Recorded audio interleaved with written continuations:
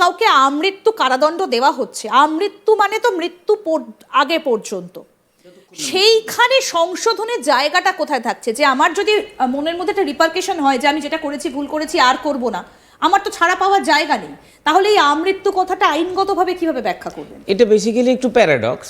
দেখুন, সংশোধন আর আমৃত্যু, মানে যদি সংশোধনী হয় তাহলে আমৃত্যু তাকে জেলে রাখার কোনো জায়গা নেই। সেটা এমনি নর্মাল যাবজ্জীবনের ক্ষেত্রে যদি দেখা গেল তার অ্যাক্টিভিটি, তার ক্যারেক্টার, সমস্ত কিছু সেগুলো সব নজর করা হয়, ঠিকঠাক আছে, লাইনে আছে, তাহলে তো একটা সময়ের পর তাকে ওপেন জেলে পাঠানো হয়, এই একটা কনসেপ্ট এসেছে। তারপর সমাজে কিছু সময়ের জন্য ছাড়া হয়, আবার দেখা হয়, তাকে ফিরিয়ে আনা হয়। কিন্তু এই মামলার যে স্ট্যাটিউট 66, সেখানে কিন্তু যতই ওর শোধরে যাক বা শোধরাবি কি শোধরাবি না, এই প্যারামিটারসটা আসবেই না, এই জন্য কারণ ওকে কিন্তু সারা জীবন জেলেই থাকতে হবে। স্বভাবতই সংশোধন হোক বা না হোক, এটা এই মামলার পানিশমেন্টের ক্ষেত্রে কিন্তু খুব একটা রেলিভেন্ট বা যুক্তিযুক্ত হচ্ছে না। এটা আমার মতে প্যারাডক্স।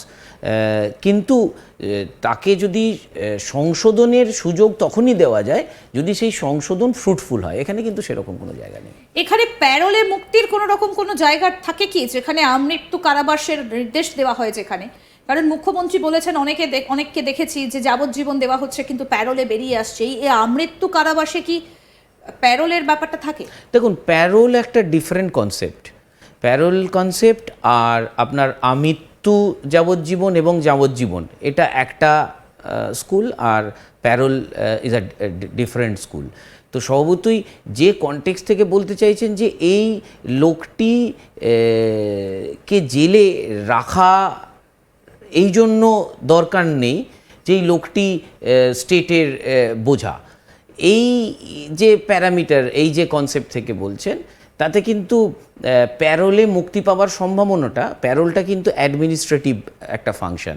যেখানে আমৃত্যু তাকে যাবজ্জীবন দেওয়া হয়েছে, সেখানে খুব বেশি ওই রিজনেবল ডিসক্রিশনটা যাবে যে তাকে কখনো প্যারোলে ছাড়াই যাবে না। লাইফ স্প্যানটাকে কিভাবে ক্যালকুলেশন করা হয় যাবজ্জীবনের ক্ষেত্রে?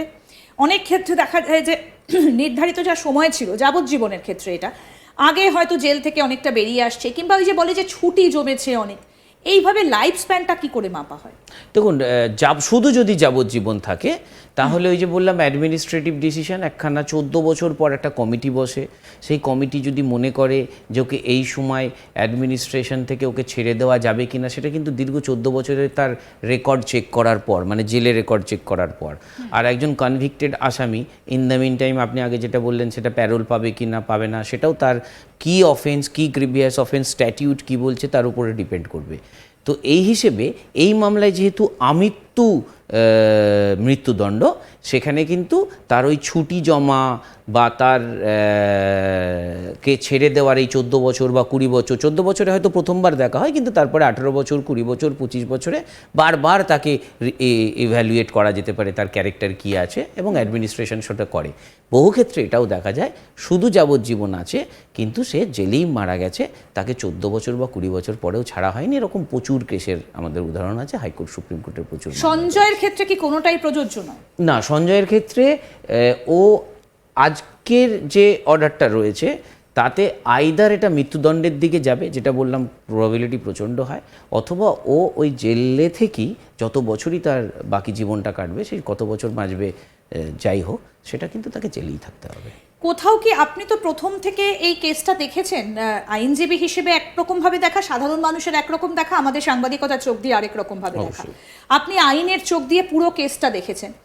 যেভাবে এই কেসটা এগিয়েছে, যেভাবে তথ্য প্রমাণগুলো আদালতে পেশ হয়েছে, সঞ্জয়ের কোথাও কি বাঁচার একটু হলেও স্কোপ আছে নাকি নেই? দেখুন, সঞ্জয়ের এই মামলায় অ্যাকুইটালের সম্ভাবনা নেই। আমি আপনাদের এখানেই প্রথমে বলেছিলাম, যখন ওকে কনভিক্টেড হোল্ড করা হয়নি, দেওয়া হয়নি যে তুমি দোষী, যে ও দোষী হবে, তারপরে এটাও বলেছিলাম যে ওর ফাঁসি হবার সম্ভাবনাটাই বেশি। দোষী হয়েছে, ফাঁসিটা হয়নি, ওকে যাবজ্জীবন দিয়েছে, আমৃত্যু। এই আমৃত্যু যাবজ্জীবন চেঞ্জ হওয়ার কোনো সম্ভাবনা নেই। মানে যদি বলেন 0%, 0% বললে 0%।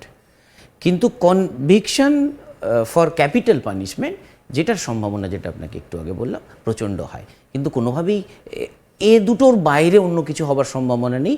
সিবিআই হয়তো দেখাতে পারেনি যে ওকে রেয়ারেস্ট অফ দ্য রেয়ার কেসের মতন ডিল করা হোক, ট্রিট করা হোক, ওকে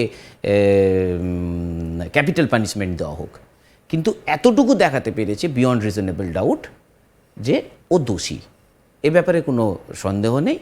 এবং যে কনসেপ্ট থেকে ওকে আপনার ক্যাপিটাল পানিশমেন্ট না দিয়ে আমৃত্যু যাবজ্জীবন দিয়েছে, সেটাতে দেখবেন, আমি একটা জায়গা পড়েছি, পুরো অর্ডারটা আমার ভালো করে পড়া হয়নি, সেটা হচ্ছে চোখের বদলে চোখ। It's a concept, it's a huge concept and I really like this concept personally, obviously. কিন্তু তার মানে এই নয় আমাদের দেশে যতক্ষণ মৃত্যুদণ্ড আছে সেটা লিগ্যাল এবং সেটাও এক্সারসাইজ করা হবে। সৌদি ওই কনসেপ্টটা আমার কাছে প্রচন্ড ইম্পর্টেন্ট হতে পারে, গুরুত্বপূর্ণ হতে পারে, এই আপনার কাছে কনসেপ্টটা নাও কি? হতে পারে। চোখের বদলে চোখ, এই কনসেপ্টটা কি? দেখুন, মানব জাতির যে দীর্ঘ ইতিহাস, মানব জাতি যেভাবে সৃষ্টি হয়েছে, একটা খুব ভালো বই আছে সেপিয়েন্স, নোয়াল হারারির, খুব ভালোভাবে ওটা বলা আছে এই মানব জাতির ইয়েটা।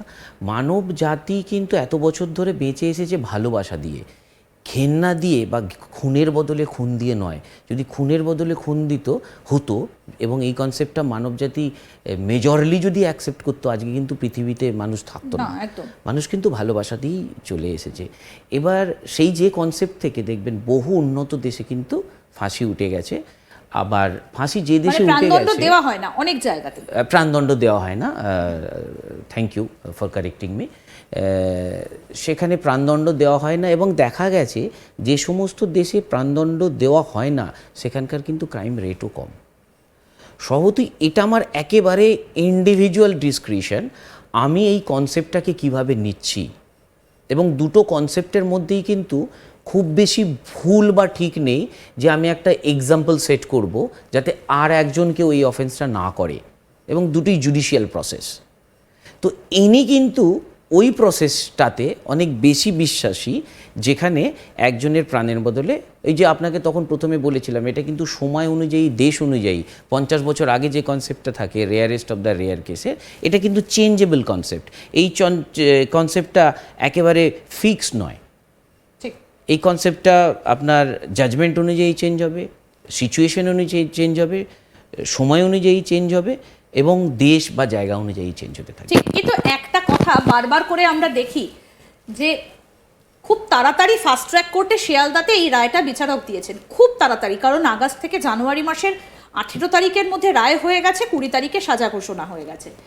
কিন্তু বিষয়টা হচ্ছে যে একটা দীর্ঘসূত্রিতা বরাবর আমরা দেখে আসছি, এবং এই অভিযোগটা সাধারণ মানুষের থাকে। আপনারাও শুনেছেন যে সাধারণ মানুষের দীর্ঘসূত্রিতার অভিযোগ করছেন, কেননা আইনজীবীর সংখ্যা কম, প্রচুর কেসের পর কেস, ফাইলের ওপর ফাইল জমা পড়ছে।